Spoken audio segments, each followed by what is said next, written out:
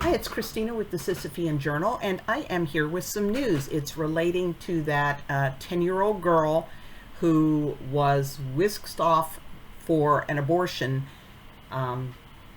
because in Ohio it would have been too much trouble to slip her through the loophole, I guess. And the Indiana abortion doctor kind of violated HIPAA by giving enough information that the girl could be identified. But I just saw 3 hours ago on NBC News, Ohio man sentenced to life in prison for rape of 10-year-old who sought abortion in Indiana. First of all, the 10-year-old did not seek an abortion. The adults made that decision, and I sincerely doubt that they really explained it to her in terms that she could understand. I have serious doubts about that.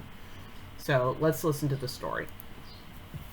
We're following breaking news out of Ohio today. The man accused of raping and impregnating a young girl who later traveled to Indiana to get an abortion has just pleaded guilty. That man changing... The girl didn't travel. The girl was brought there. The girl was schlepped to Indiana for an abortion. It's not like she bought a bus ticket and went on her own. His plea in court within the last hour.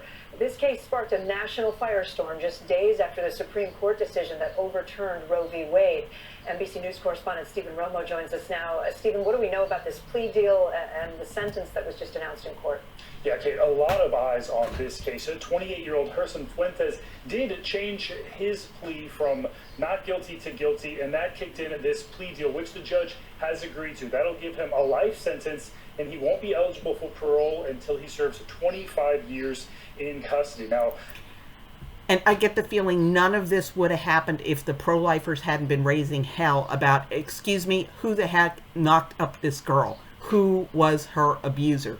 The abortion lobby was like, oh, it was too much trouble to get her an abortion in Ohio, so we had to schlep her the whole way to Indiana to get the baby killed. As for the guy who knocked her up, big fat hairy deal, don't need to worry about that because the baby's dead and that makes everything good.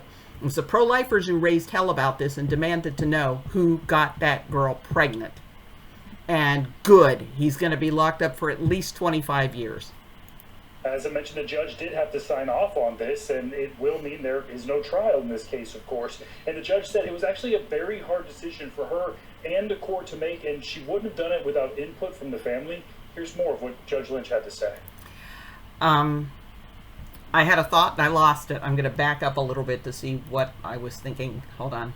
A very hard decision for her and the court to make, and she would... Okay, why was it a very hard decision? Wouldn't have done it without input from the family. Here's more of what Judge Lynch had to say.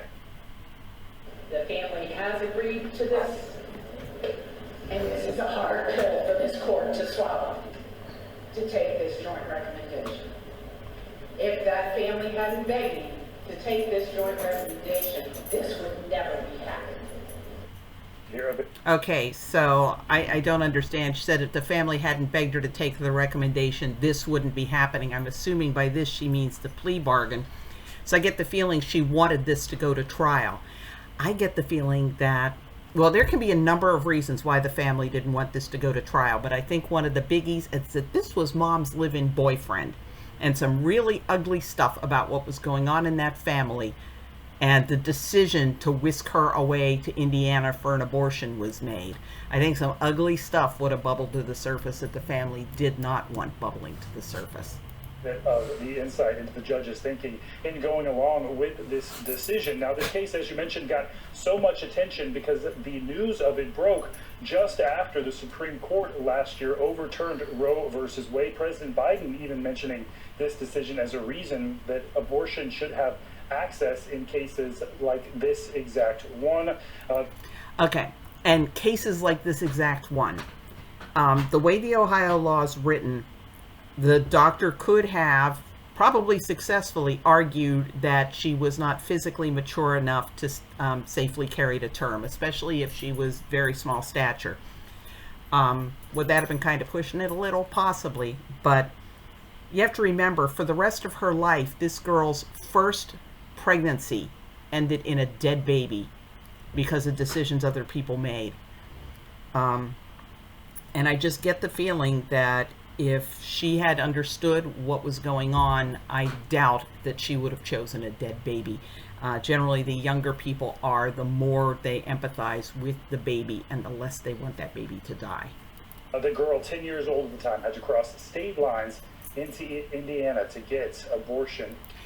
The girl did not have to cross state lines. The people who wanted her to get an abortion had to take her across state lines. They keep acting like this abortion was that girl's idea. I sincerely doubt that this was this girl's idea.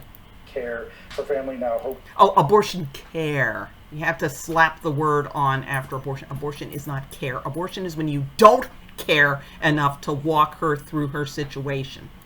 That she can move on from this, they can move on from this. She can move on from this. She's going to be the mother of a dead baby the rest of her life, and she's going to be a rape victim for the rest of her life. She can learn to adjust, but it's not like killing that baby somehow undid what this rat bastard did to her. This case not only tragic for them, but also a national flashpoint here, Kate. Yeah, that's for sure. Stephen Romo, thank you. Okay, so that's all I have to say about that. Glad he's going to prison. And like I said, I get the feeling the reason the family was ready to take the plea deal, despite the fact that the judge looked like she did not like that idea, was because this guy was the mom's live-in boyfriend and ugly, ugly things would have come up in trial.